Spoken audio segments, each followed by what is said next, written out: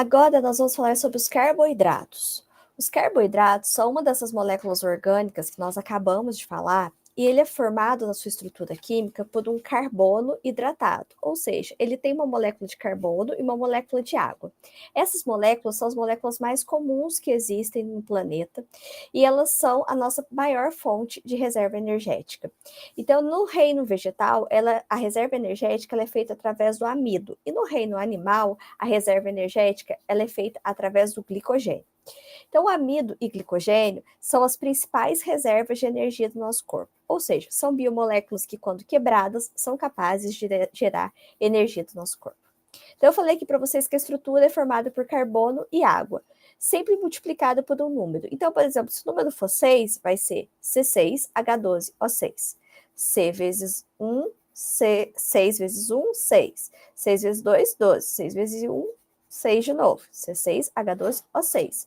Essa molécula aqui é a molécula mais comum do nosso organismo, que é a molécula de glicose. A biomolécula de glicose, quando quebrada, gera muita energia. A glicose é a principal fonte de energia do nosso organismo. E aí, nós temos, então, o amido, que é a reserva de glicose do reino vegetal, e o glicogênio, que é a reserva de glicose do reino animal. O glicogênio, ele fica armazenado no nosso fígado e nos nossos músculos. Já o amido vai ficar na maior parte das plantas. Então, além do fornecimento de energia, as moléculas de carboidrato também têm uma função estrutural, função de estabilidade das moléculas de DNA e RNA. Existem carboidratos com função anticoagulante, por exemplo, a heparina. Existe carboidratos no nosso líquido sinovial e na nossa lágrima com função lubrificante. No líquido sinovial é extremamente importante, vamos pensar aí nos profissionais de educação física. O líquido sinovial é o que faz a absorção de impacto intraarticular. Então, o líquido dentro da nossa articulação, ele faz com que a nossa articulação consiga absorver o impacto. E a ausência desse carboidrato dentro desse líquido sinovial, como lubrificante, vai atrapalhar esse processo de absorção de impacto intraarticular, podendo desenvolver, por exemplo, uma artrose. Na lágrima, não sei se alguém aí já teve a curiosidade de pôr a lágrima na boca, ela é doce.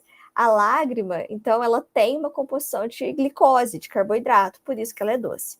E tem a função de antigênica, que é a função de reconhecimento das nossas células. Cada uma das nossas células possui como se fosse um código de barras. E esse código de barras é o que dá para a gente a especificidade de reconhecimento do que é nosso e o que não é do nosso corpo. Por exemplo, quando você recebe uma infecção de um vírus ou de uma bactéria, como que o nosso sistema imune combate?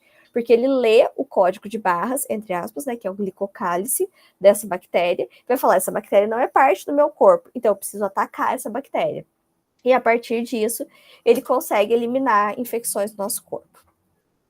E uma das funções principais dos carboidratos é ser fonte de energia para o nosso cérebro. O nosso sistema nervoso, ele precisa de carboidrato como fonte de energia e, consequentemente, precisa disso para funcionar da maneira correta.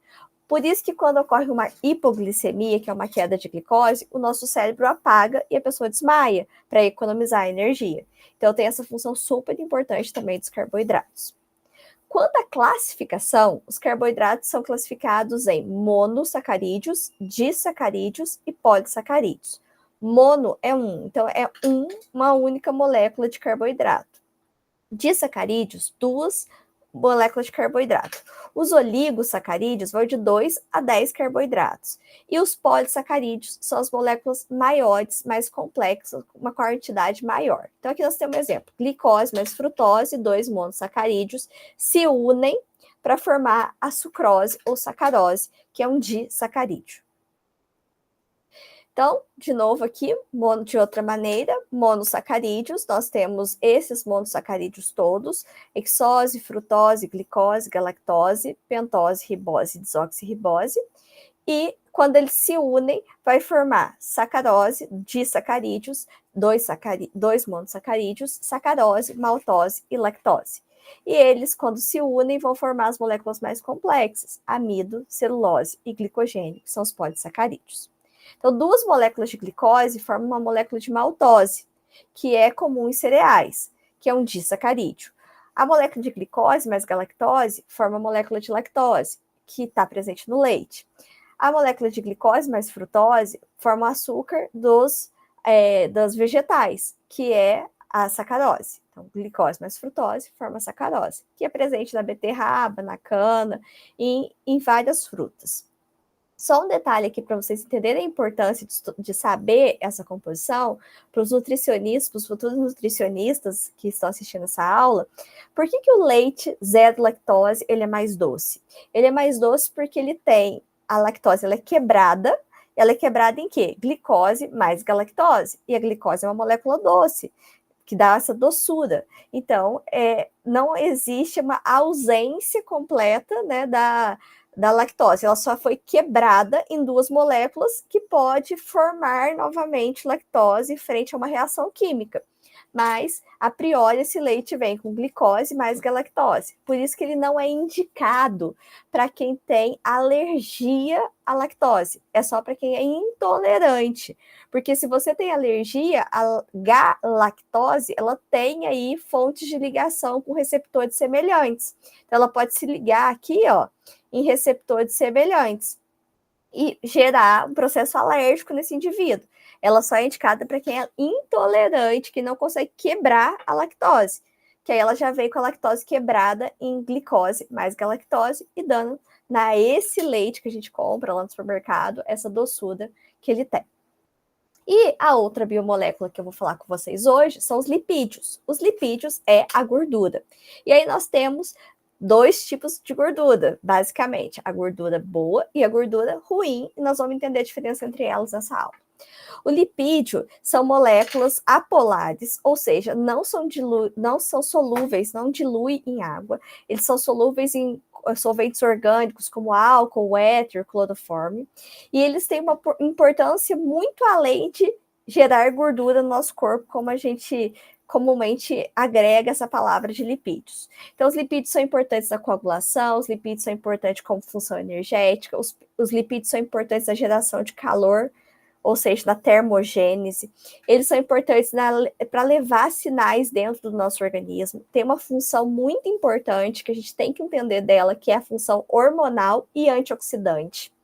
E isso agrega ao lipídio essa função de que quando ocorre uma queda muito brusca do lipídio do nosso corpo, isso pode gerar disfunções hormonais e também disfunções na antioxidação do nosso corpo.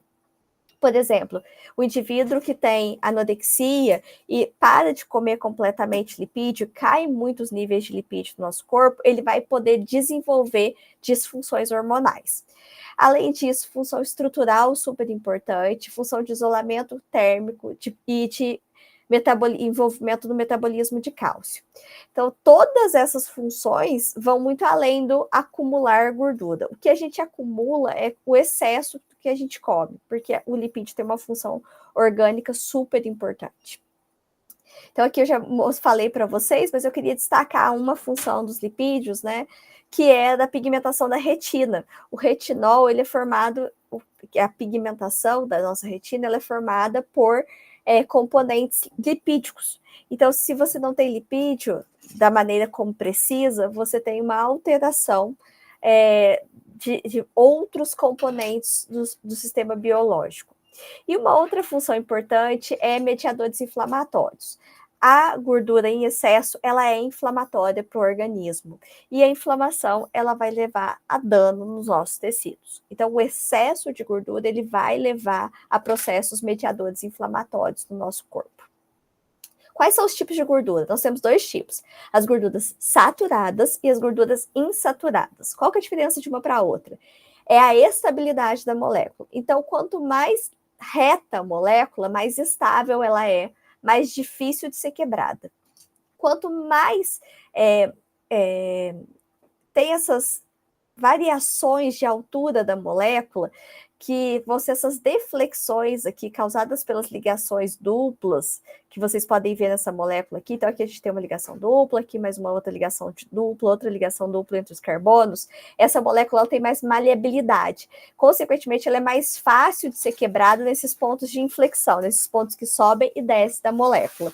Essa é a gordura boa, chamada de gordura insaturada, presente no salmão, no abacate em várias frutas secas, no azeite, na azeitona, né, na oliva. E a gordura saturada é a gordura ruim, que é a gordura dos fast foods. E aí a gente ainda tem uma gordura um pouquinho pior, que é a gordura trans, que já vou explicar para vocês. O que é essa gordura trans? A gordura que eu mostrei para vocês, ela tem uma, que é a saturada, ela vai ter essa molécula linear. Só que essa molécula linear, no centro dela, normalmente ela tem um átomo de hidrogênio para cima e um para baixo, dando essa estabilidade além dela quando ela é trans.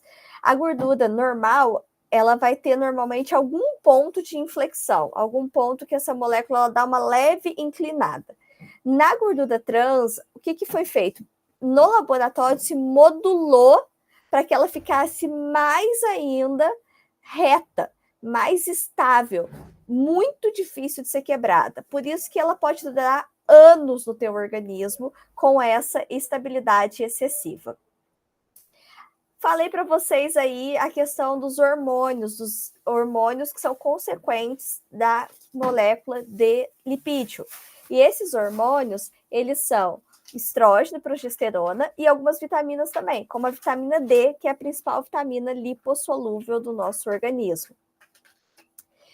Gente, dessa maneira nós encerramos esse primeiro conteúdo, que é carboidratos, lipídios e introdução à bioquímica. Qualquer dúvida que vocês tiverem, eu estou à disposição pelo e-mail e também pelo chat. Qualquer coisa pode escrever também no mural, viu? Estou à disposição de vocês.